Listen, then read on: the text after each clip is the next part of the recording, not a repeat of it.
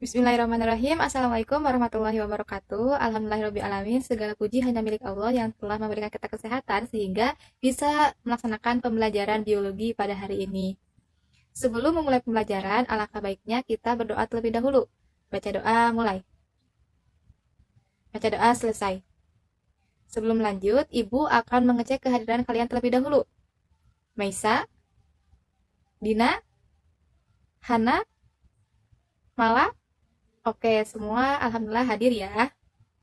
Seperti yang sudah Ibu informasikan pada pertemuan sebelumnya, hari ini kita akan melaksanakan praktikum genetika mengenai ekstraksi DNA.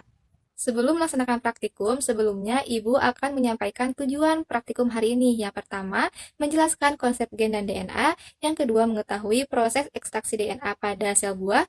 Yang ketiga, memahami gambaran umum DNA, hasil isolasi sebagai unsur hereditas.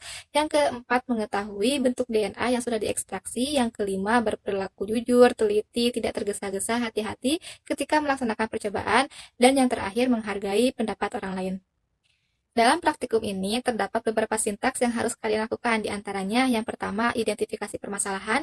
Yang kedua, merumuskan hipotesis. Yang ketiga, melakukan percobaan atau eksperimen. Yang keempat, observasi, mencatat hasil percobaan. Yang terakhir, mengkonstruksi atau menarik kesimpulan.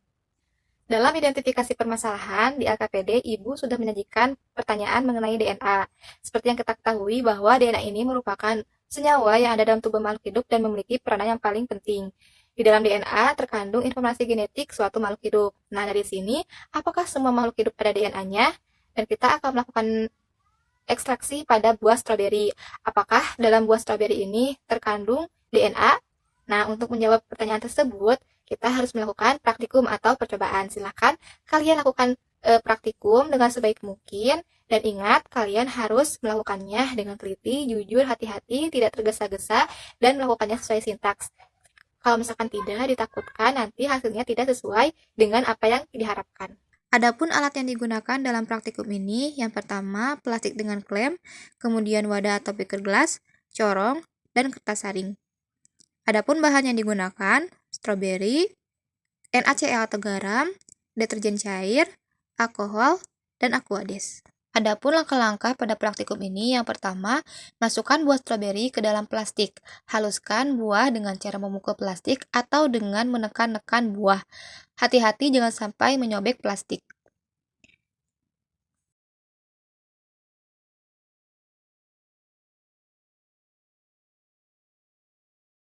Setelah buah stroberi halus, buat larutan lisis.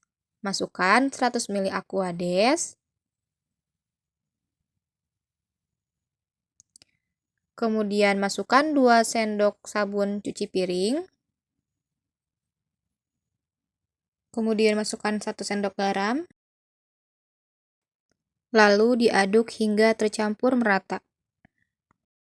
Masukkan larutan yang sudah dibuat ke dalam plastik berisi buah yang sudah dihaluskan. Kemudian, permukaan plastik ditekan rata agar larutan lisis bercampur rata dengan buah yang sudah dihaluskan.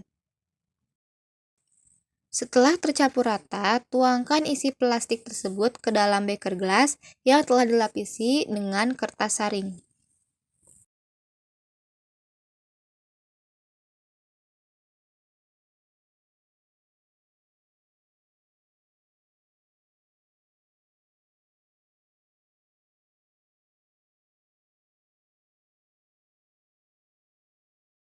Tuangkan alkohol dingin ke dalam wadah secukupnya sampai terlihat terjadi pemisahan materi dalam beker gelas.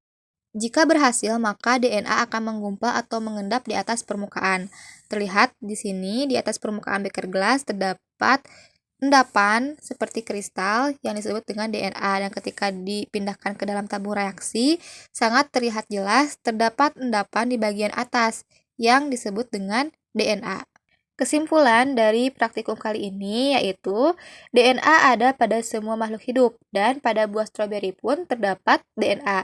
Terbukti dari praktikum yang sudah kita lakukan terdapat endapan di atas permukaan yang menunjukkan itu adalah DNA dari stroberi. Nah, DNA ini menyimpan informasi genetik dari setiap makhluk hidup. Dan unit terkecil dari materi genetik yang mengendalikan sifat-sifat hereditas makhluk hidup adalah disebut dengan gen. Jangan lupa laporannya dikerjakan dan dikumpulkan di pertemuan selanjutnya. Dengan format laporan yang pertama memuat judul, kemudian tujuan, dasar teori, alat dan bahan, hasil pembahasan, kesimpulan, dan daftar pustaka.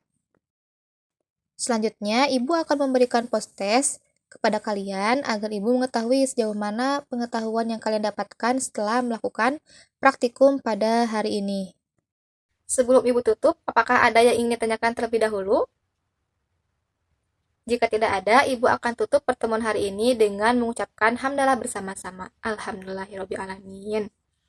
Cukup sekian yang bisa Ibu sampaikan. Terima kasih atas perhatiannya. Semoga apa yang sudah kita pelajari bermanfaat bagi kita semua. Terima kasih banyak. Wassalamualaikum warahmatullahi wabarakatuh.